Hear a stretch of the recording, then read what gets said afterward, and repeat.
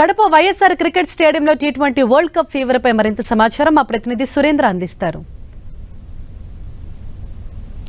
ఎప్పుడెప్పుడు అని ఇంట్రెస్టింగ్గా వెయిట్ చేస్తున్నటువంటి సమయం రానే వచ్చింది. మరి కొన్ని గంటల్లో ఇండియా వర్సెస్ న్యూజిలాండ్ జరగబోయే హై వోల్టేజ్ మ్యాచ్కి సంబంధించి ఇప్పటికే ఊహాగానాలు విపరీతంగా ట్రోల్స్ జరుగుతూ ఉన్నాయి. ఎందుకంటే దాదాపు టీ20 వరల్డ్ కప్కు ఒకానొక దశలో నిష్క్రమించి బయటికి వెళ్ళేటువంటి స్టేజ్లో ఉన్నటువంటి ఇండియా ఒకసారిగా ఫైనల్కి వచ్చింది. ఆ టీంలో ఉన్నటువంటి ప్రతి ఒక్కరి బలాలతోనే ఈరోజు ఫైనల్కి చేరుకున్నటువంటి టీమిండియా ఎలా ప్రదర్శించబోతుందో అడిగి తెలుసుకునే ప్రయత్నం చేద్దాం. ప్రస్తుతం మనం వైఎస్ఆర్ క్రికెట్ స్టేడియంలో నా వెనకాల అండర్-19 సెలక్షన్స్ కూడా జరుగుతూ ఉన్నాయి.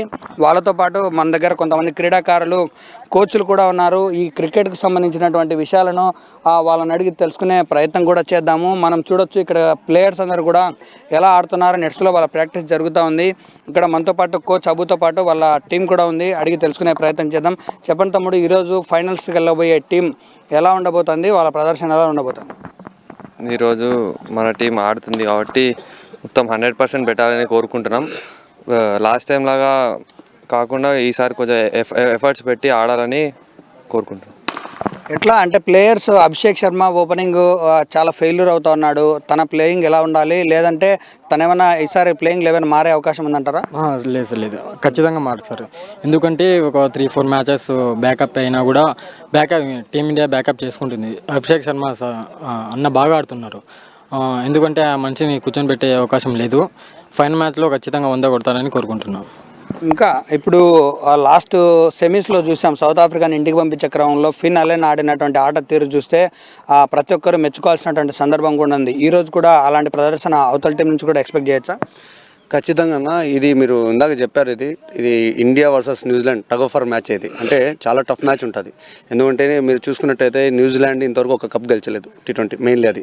సో దానివల్ల ఆ బేస్ మీద వాళ్ళకు కూడా ప్రెజర్ ఉంది, చాలా ప్రెజర్ ఉంది. ఎట్లా అంటే మేము కంపల్సరీ కప్పు కొట్టాలనే విధంగా వాళ్ళు ఉన్నారు.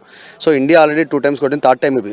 ఖచ్చితంగా హ్యాట్రిక్ మందు టీ20 తీసుకుంటాం, కొడుతున్నాం ఖచ్చితంగా. జరగబోయే మ్యాచ్లో కూడా అన్ని డిపార్ట్మెంట్లు కూడా ఒకసారిగా ఏకతాటపైకి రావడంతో పాటు చాలా స్ట్రాంగ్గా టీం వెళ్ళబోతోంది. ప్లేయింగ్ 11 కూడా ఎట్టి పరిస్థితుల్లో మారే అవకాశం లేదు. అభిషేక్ శర్మ ఒకడు క్లిక్ అయినా కూడా మ్యాక్సిమం స్కోరు 20 ఓవర్స్కు 232, 250 వరకు వస్తే మంచి స్కోర్తో ముందుకెళ్లే అవకాశం ఉంది. అటువైపు న్యూజిలాండ్ వైపు కూడా ఒక ఫినాలెండ్తో పాటు ఇటు బౌలింగ్ డిపార్ట్మెంట్లో కూడా ఒకరిద్దరు మినహా మిగతా వాళ్ళందరూ కూడా చాలా తక్కువగానే ఉన్నారు. వాళ్ళకంటే మనం కొంత మెరుగ్గా ఉన్నాం కాబట్టి మనకు కూడా గెలిచే అవకాశాలు ఎక్కువగా ఉన్నాయి. At the same time New Zealand కూడా ఇంతవరకు టీ20 వరల్డ్ కప్ గెలవలేదు కాబట్టి తప్పనిసరిగా వాళ్ళు కూడా చాలా టైట్ చేసే అవకాశాలు కూడా ఉన్నాయి. ఒకసారి ధోని, ఆ తర్వాత రోహిత్ శర్మ, ఇప్పుడు సూర్యసేన కూడా 3వ ప్రపంచ కప్ను అయితే ముద్దాడబోతుందని చెప్పి క్రీడాభిమానులు, క్రీడాకారులు చెప్తున్నటువంటి పరిస్థితి. వీడియో జర్నలిస్ట్ వేణుగోపాల్తో సురేంద్ర యాదవ్, 10 TV, కడప.